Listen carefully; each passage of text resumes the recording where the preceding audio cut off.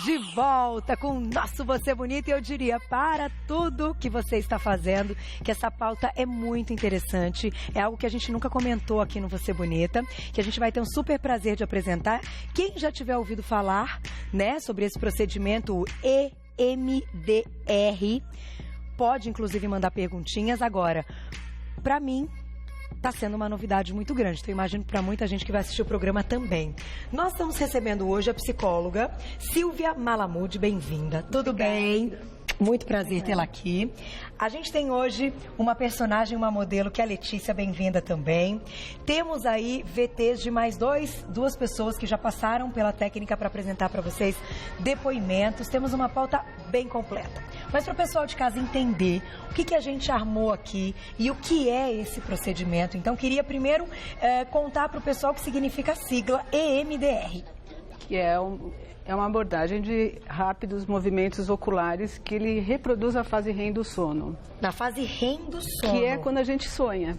E o que acontece quando a gente sonha? A gente está tentando reprocessar conteúdo emocional de difícil solução. Então, no sonho, ele vem assim por simbolismos. Então, você pode, assim, de repente, sonhar que uma porta caiu em cima da tua cabeça e você achar no sonho que está tudo ok, né? Porque você não vai falar assim, como uma porta vai cair na cabeça? Mas, assim, a porta, ela vem por um simbolismo. Ela pode representar seu pai ou uma raiva reprimida. Entendi. Na verdade, no sonho, tudo é você. Na vida real não é diferente. Na vida real, as situações que a gente se envolve, elas têm um conteúdo simbólico, como a gente entende a realidade, né? Então, quando você faz o MDR, o cérebro, ele passa a funcionar como se ele estivesse tentando reprocessar um sonho. Entendi. Então, quando você dorme, todo mundo quando dorme, o olho vai para um lado e para o outro, para um lado e para o outro. A gente não percebe, eu falo para os meus pacientes assim, você já viu cachorro dormindo, assim, com o olho meio aberto, que vai para um lado, para o outro, para um lado, para o outro? Eles também sonham, né? E a gente também, o olho vai para um lado e para o outro. E isso é um movimento mecânico do cérebro que mistura os hemisférios cerebrais. E aí você não fica nem tão lógico e nem tão sentimental, mistura todos os simbolismos. Entendi. Só que a diferença de fazer quando você está acordado é assim, quando você está acordado, você tem um eu lúcido, diferente do eu onírico de quando você sonha, e você reprocessa um conteúdo emocional que é como se fosse uma cirurgia cerebral mesmo, que a gente faz todo um protocolo de um tema que está perturbando, pode ser um trauma, pode ser qualquer questão que perturbe. Esse tema, a paciente tem que dizer qual é. Ela tem que chegar lá e dizer, antes de passar pelo procedimento, eu preciso resolver uma briga que eu tive com tal pessoa.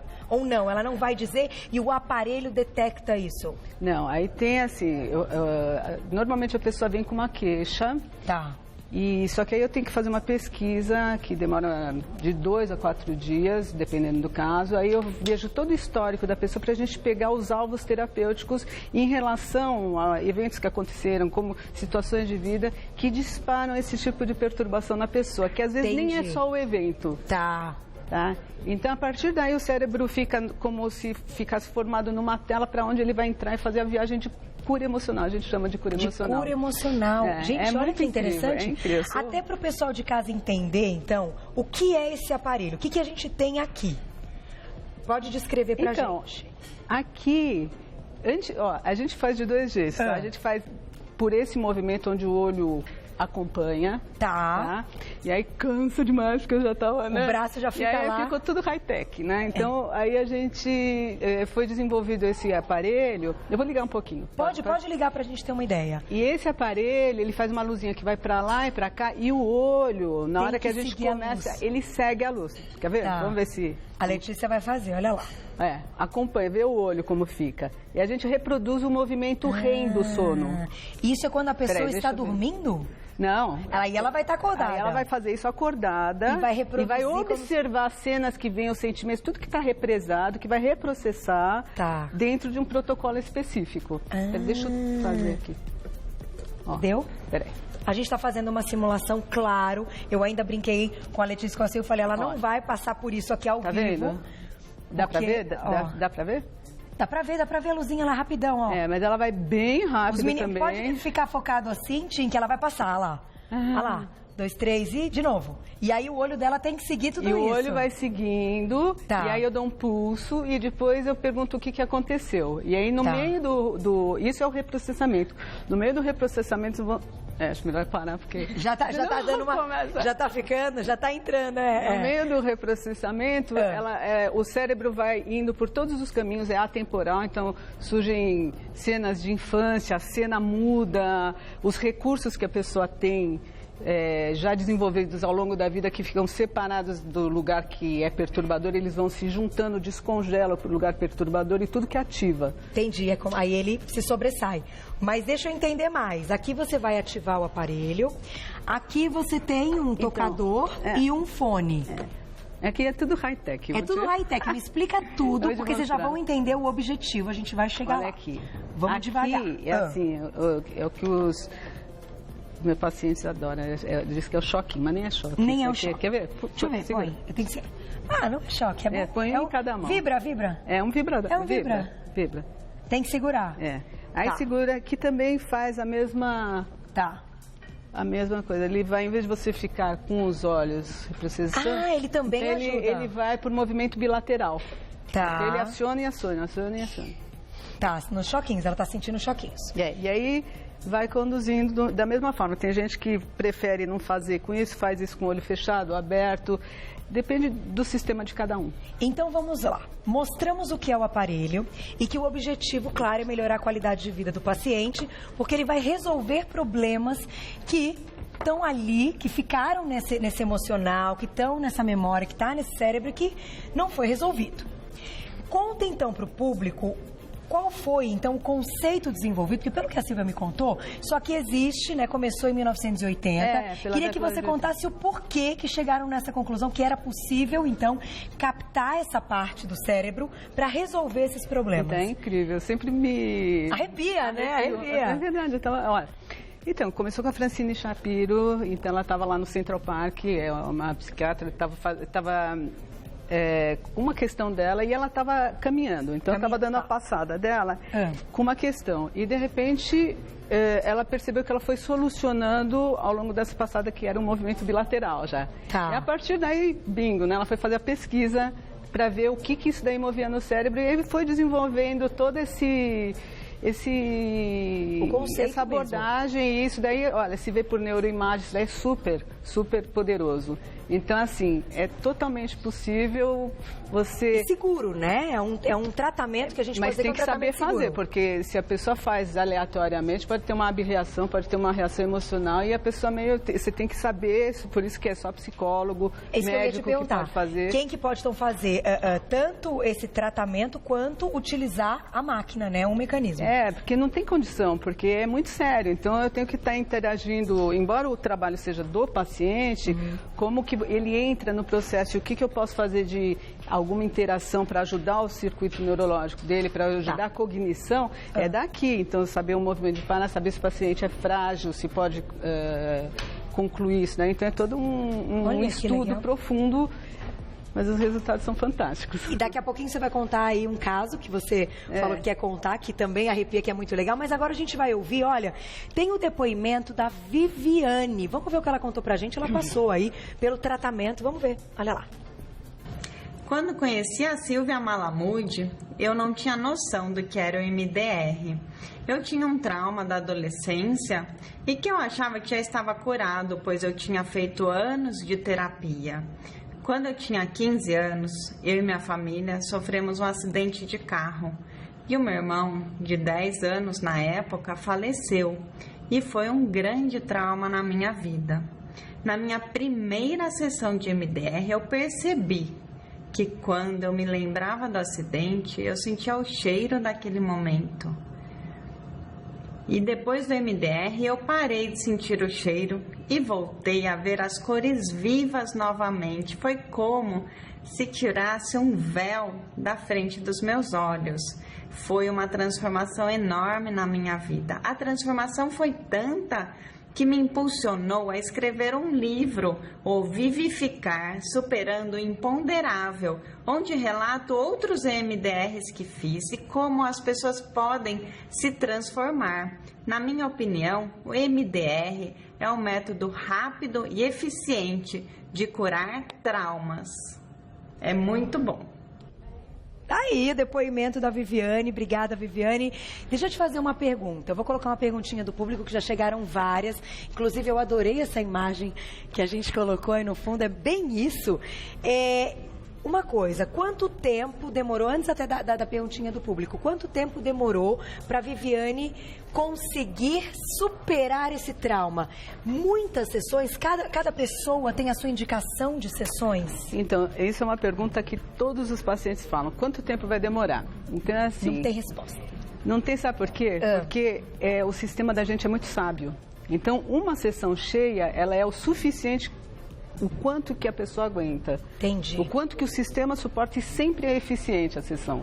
Tá. Então, assim, no caso da Viviane especificamente, para ela fazer essa questão específica e a gente chegar, eu acho que essa foi uma sessão. Uma sessão? Essa foi uma sessão, mas às vezes a gente termina e precisa porque o sistema vai... E assim, é interessante, porque como já é avisado para o nosso sistema biológico, para a nossa máquina biológica, que ele está em processo de cura emocional, e aquele é em ritmo acelerado, quando você sai do consultório, mesmo saindo da sessão, ele continua a agir porque já tem essa ordem de comando, não na velocidade. Então, ela vai melhorando, e aí você vê na semana seguinte, quando você vem na sessão, ou na mesma semana, já tem algo diferente acontecendo. Entendi. Olha, isso é muito interessante. Então, a gente vai entender, claro, esse tempo de cada um. Tem mais um depoimento, mas antes, perguntinha do público. Da Lene, obrigada, Lene. Esse procedimento coopera para o equilíbrio dos sentidos e da memória, além do psicológico? Você já me conta. Excelente pergunta. E eu ainda completaria aqui. Pessoas que fazem algum tratamento, até que tem depressão e que tem algumas doenças, será que pode ser uma indicação? Você já me conta tudo? Já. Eu vou responder do jeito que eu entendi, e isso daí me lembra de falar Assim, eu acabei de escrever um livro que ele chama Sequestradores de Almas, vai sair dia 13 de abril. Que legal, né? Então, parabéns. Tá todo mundo convidado, vai ser a noite de autógrafos. Interessante o título, Lorena, né? Sequestradores de Alma. Então, ele conta história pessoal? Então, não, mas eu estou te falando do livro por causa das memórias. Porque esse livro, ele fala sobre abuso emocional. Então, sobre relacionamentos afetivos, tanto homem e mulher, quanto relacionamentos em família, onde existe o abuso emocional, onde existe o narcisista perverso, fala muito de narcisismo perverso, que são aquelas pessoas que se acham e o outro não existe. Enquanto não acaba com a tua identidade e com a tua memória, porque só eu que posso existir. Qualquer coisa que você apareça, né? Incomoda. E é uma coisa bem de manipulação mesmo. Então, as pessoas que eu atendo, muitas delas que eu atendo, que não é só esse tipo de pessoas, elas vêm com pouca memória do abuso que passaram. Tá. E é interessante ler porque a pessoa quer esquecer, ela quer tirar da cabeça, né? E vai perdendo a identidade também, porque elas passam por um processo de lavagem cerebral, onde só a identidade do outro que ocupa. Tá. Então, o processo do MDR... a pessoa vai lembrando até do quanto que foi abusada, até do quanto que passou mal e vai recuperando todo o sentido de si mesmo. E aí pega um monte de memórias e o MDR tem a capacidade de fazer isso. Tá. Aliás, se você me permite, eu vou contar o que eu ia te contar da minha... Que assim, não tem a ver com abuso emocional, mas é uma história minha que inclusive está até num livro sobre MDR, que me trouxe uma memória que eu nunca, em hipótese alguma, eu iria saber. Olha que interessante. Eu há um tempo, há vários anos atrás, eu passei por uma pequena cirurgia, uma cirurgia super limpa, tranquila, mas uma pequena assim, simples. E aí a gente estava com o grupo do MDR, então a gente estava conversando, aí falando assim, olha, vamos fazer uma prática? Eu falei assim, eu nem sei, porque eu faço tanto nos outros em mim, que agora eu já não tenho ideia. Aí a Esli, que era presidente na hora, do MDR, ela falou assim, faz a tua cirurgia. E eu falei assim, puxa, mas a minha cirurgia não deu problema nenhum. Eu falei assim, mas sempre tem alguma coisa. Aí eu falei, tá bom, vou fazer. Aí eu fui lá fazer o MDR, a minha colega lá fazendo assim e tal, fez todo o protocolo, e aí de repente, só para vocês verem como que funciona o MDR, porque aí eu vou exemplificar. De repente, eu me vi entrando na sala de cirurgia. Tá. Aí tava tudo bem, eu olhando, falei assim, bom, tô entrando na sala de cirurgia, tá? E aí eu tô lá, de repente meu coração começa a bater, no MDR começa assim, eu falei assim, ué, que estranho, né? Mas eu acho que é o medo da cirurgia e tal, né? E eu falei assim, bom, tá bom, passei medo na cirurgia, normal, tal, acabou. E aí, eu falei assim, acho que deu certo, né? Acho que acabou, já reprocessei o medo. Ela falou assim, não, gente, continua.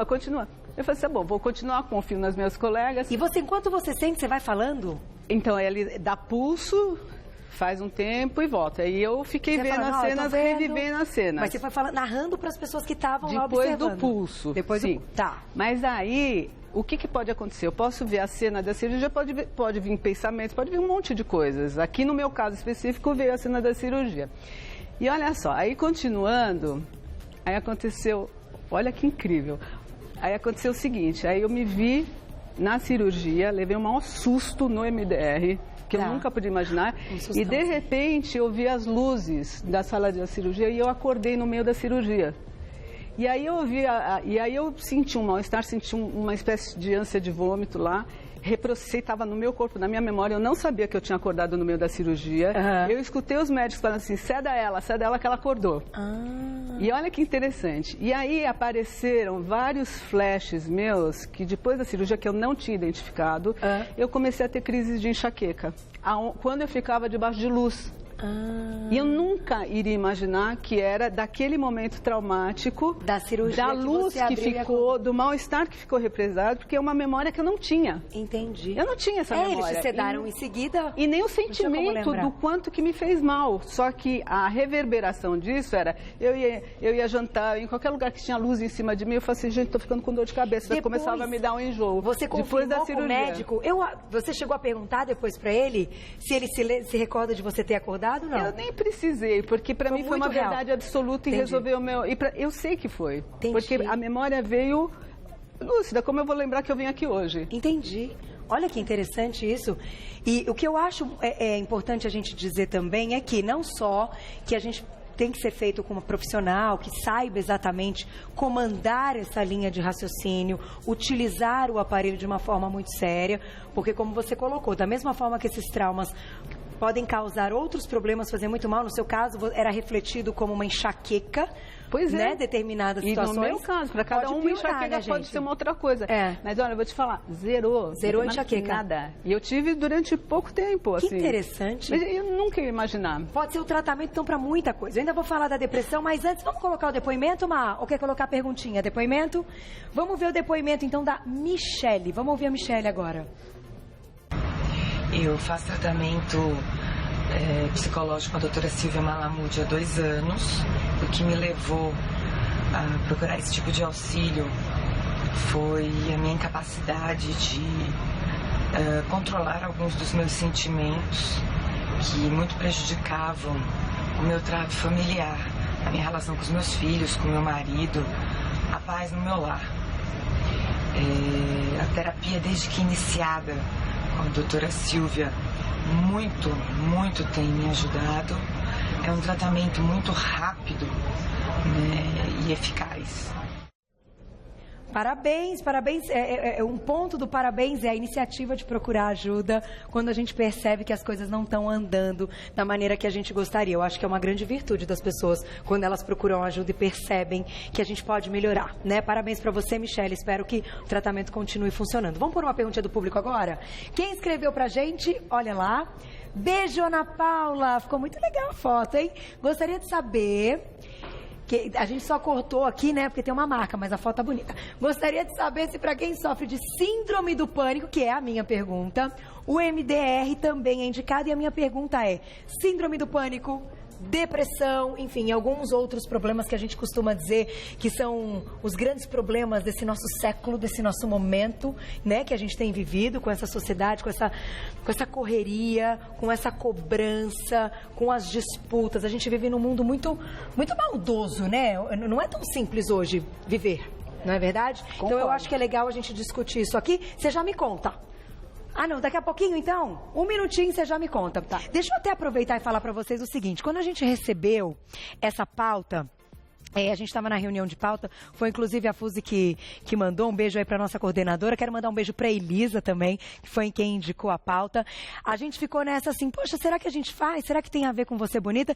E aí a gente falou, não, claro que tem a ver com Você Bonita. Afinal, a gente fala de beleza, não é simplesmente a parte fútil, não. Legal que a gente deixou da Ana Paula, e eu completei a pergunta falando a respeito aí desses problemas que atualmente a gente tem enfrentado. Ela pergunta da síndrome do pânico, se pode ser um tratamento para a síndrome do pânico, e eu ainda incluí depressão, e a gente pode colocar mais outros problemas, até bipolaridade, enfim, outras questões que também podem não ser bem resolvidas nesse plano do MDR. Dá certo?